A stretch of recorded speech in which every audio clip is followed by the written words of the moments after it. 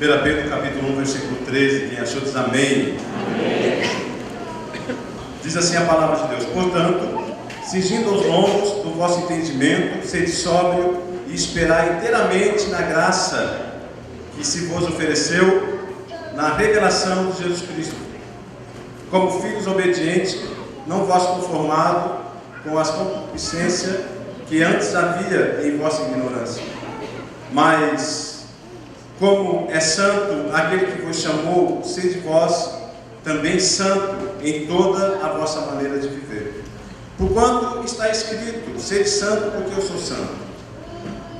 E se invocai por o Pai, aquele que sem acepção de pessoas julga segundo a obra de cada um, andai em temor durante o tempo da vossa peregrinação, sabendo que não foi com coisas corruptíveis, como prata ou ouro, que fossem resgatados da vossa vã maneira de viver, que por tradição recebesse dos vossos pais, mas com o precioso sangue de Cristo, como de um cordeiro imaculado e incontaminado, o qual, na verdade, em outro tempo foi concebido, ainda antes da fundação do mundo, mas manifestado nesses últimos tempos por amor de vós.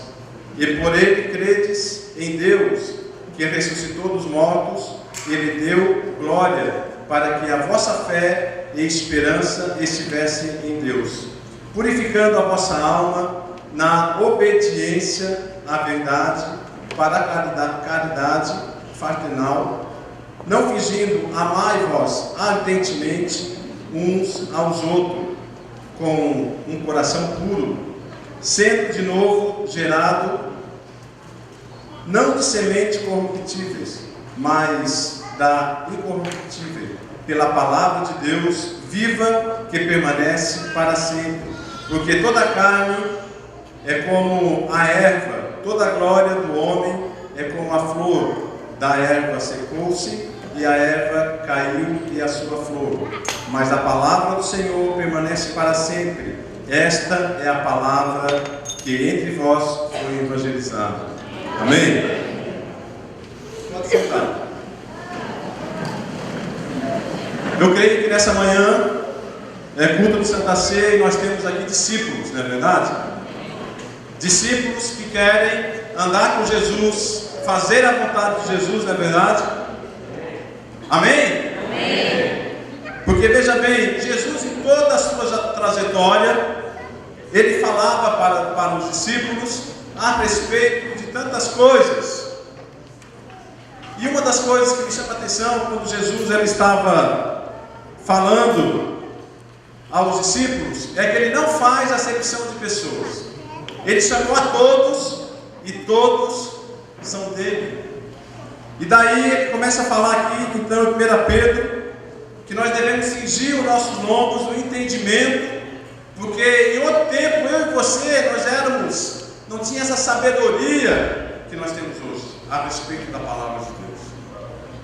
E hoje nós conhecemos, não é verdade? Sabemos que Jesus é o nosso Salvador, só Ele salva, cura, não é verdade? Faz um monte de coisa nas nossas vidas e muitas vezes nós esquecemos. E quando ele começa a falar a respeito também de santidade na nossa vida, porque nós devemos ser santos assim como ele foi santo. E ele começa a falar sobre santidade, para que eu e você possamos entender que ele chamou eu e você para ser separado das coisas desse mundo. E ser santo é ser retirado do mundo para uma nova vida, para uma vida com Deus. E aqui quando Jesus ele começa, então, uma das suas falas que ele faz com os discípulos, no Sermão do Monte, ele não chamou os discípulos para passar a mão na cabeça. Ele não chamou os discípulos para dizer assim: olha, eu quero falar para vocês que eu amo vocês. Ele estava falando que amava, mas também estava exortando os discípulos. Ele não chamou eu e você para dizer o seguinte: que eu e você estamos aqui na igreja, somos salvos em Cristo Jesus, mas a nossa vida ela precisa ser mudada, transformada. Precisamos ter o caráter de Cristo, precisamos ter no nosso coração o desejo de imitar Deus. E veja bem, uma coisa que me chama a atenção é nesse versículo, que quando ele diz, olha, que nós somos comprados não por ouro nem por prata. E eu quero te levar a pensar nessa manhã que muitas vezes nós esquecemos que nós somos comprados por um precioso sangue de Cristo.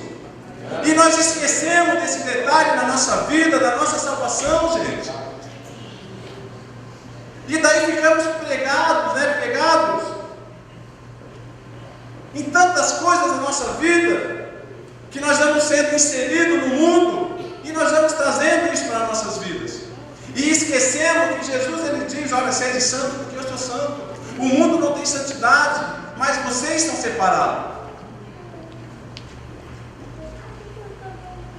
E daí veja bem, o que nós possamos entender é que Jesus chama eu e você, Ele está à procura de homens e mulheres que têm uma alma, como uma alma que Estevão e tantos outros tiveram, de morrer pelo amor de Jesus. Aleluia. De morrer e não negar o nome de Jesus, de ter gravado na nossa alma no átrio, de morrer por esse nome que está acima de todo nome. E daí, veja bem, muitas vezes nós não morremos, nós nem vivemos esse grande amor na nossa vida. Nós nem vivemos esse amor na nossa vida. Sabe por quê? Começa quando o irmão vem falar para a gente e nós não queremos ouvir o que ele quer falar. Começa quando, igreja? Nós pensamos, na verdade, que culto de missões já se foi embora. E não é. E eu quero te perguntar, o que Jesus escreveu lá no capítulo de Marcos? Ide por todo mundo e pregar o Evangelho. Veja bem, ninguém gosta de culto de missões. Por que nós não gostamos de culto de missões? Porque nós queremos ouvir aquilo que o nosso coração tem desejo, a nossa carne tem desejo. Eu não vou para lá para ouvir o testemunho de um missionário que ficou 1 ano, 2 anos fora, e agora vem para cá contar coisas. Eu estou na igreja há 15, 20 anos. Eu sei mais do que você pode saber. Mas missão, se não tivesse missionário, eu e você não estaríamos aqui nessa manhã. Porque foi um missionário disfarçado que ganhou eu e você para Jesus. E daí a gente não quer vir no culto de missões, porque a pastora fala demais, porque o fulano fala assim. E daí você diz que você ama o teu próximo? Quero colocar em dúvida o teu amor nessa manhã. Quero colocar em dúvida também o teu amor pelo jovem, porque um dia você foi jovem e nós criticamos o jovem da nossa igreja. Eu estou falando isso porque é por Santa Ceia e aqui tem discípulos de Jesus. E nós precisamos arrumar isso, andar alinhado. Porque senão, se você está aqui e quer morar no céu, lá vai ter jovem no céu. Lá vai ter missionário. Você sabia disso? Lá vai ter gente como você. E daí eu te pergunto, os jovens lá no céu vão fazer barulho. Os missionários lá vão falar para Jesus: Jesus, eu fui para a África, eu ganhei tantas almas. Jesus, eu fui para o Paraguai, fiz tantas coisas. E daí lá no céu você não vai querer ouvir? Onde está o teu amor? O teu amor é aquilo que te faz bem, o teu coração é aquilo que você quer ouvir? Jesus ele não te chamou não para falar aquilo que você quer ouvir. Sabia disso? Jesus ele te chamou para que eu e você imitasse a Ele, tivesse um coração parecido com o dele, porque nunca eu e você vamos ter o coração dele aqui na terra. Aleluia, aleluia, Deus. Sabe por quê? Porque o meu e o teu coração olha para o mundo e tem desejo de voltar para o mundo. E daí nós queremos, na verdade, falar um do outro, queremos falar da pessoa aquela e aquilo outro. os discípulos, quando estavam com Jesus, com certeza também nada estava bom para eles. Porque Jesus, ele pegava a filha e dizia: olha, agora amanhã nós vamos estar lá em tal lugar, e lá nós vamos pescar, vamos no monte orar, né? E com certeza os discípulos não estavam se agradando. Eles conheciam, como diz Romanos, capítulo 3, eles já conheciam todas as leis, como eu e você conhecemos a lei e os mandamentos, mas algum passa batido na nossa vida. Não é verdade? Será que é só na minha que passa batido, na tua não passa? Amém? Então nós precisamos ver, gente, na nossa vida, que tipo de crente nós estamos sendo. Crente que quer criticar, mas não quer fazer nada. Crente que quer viver com Deus, mas não quer obedecer. Sabe por quê? Paulo escreveu também que muitas vezes nós estamos preocupados com aquilo que é dessa terra. Nós se preocupamos com aquilo que é terreno, com aquilo que os nossos olhos conseguem ver. E nós não ficamos preocupados com aquilo que é lá do céu. Se preocupamos em ter, em ser, em fazer tantas coisas, mas a gente não se preocupa com aquilo que é do céu.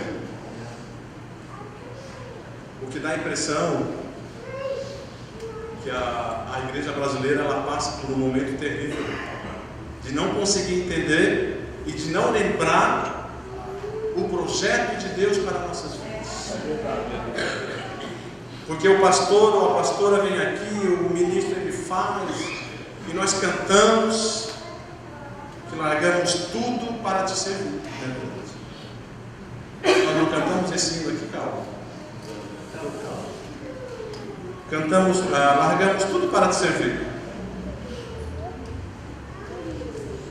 E daí a gente faz um pedido para alguém, não posso.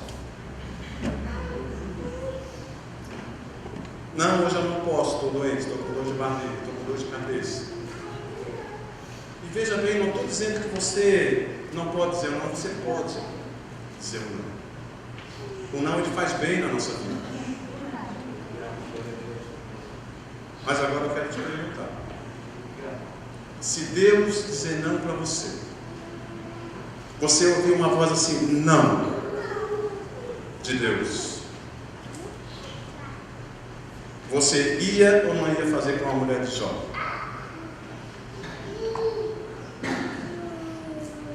Porque nós somos crentes que queremos ouvir coisas boas. Nós não queremos ser exortados. Nós não queremos ser confrontados com a verdade. Porque a verdade ela bate no nosso coração. E daí tem hora que dói, né? Porque tem uma coisinha errada ali no coração e eu preciso mudar. E agora como que eu vou fazer com isso? Será que eu continuo dessa maneira ou não? Mas eu conheço a lei, conheço o mandamento, isso está errado na minha vida, mas eu vou tocando. Mas hoje é o dia. Hoje é o dia. Sabe por quê que hoje é o dia? Porque nós não podemos mais andar do jeito que nós andamos.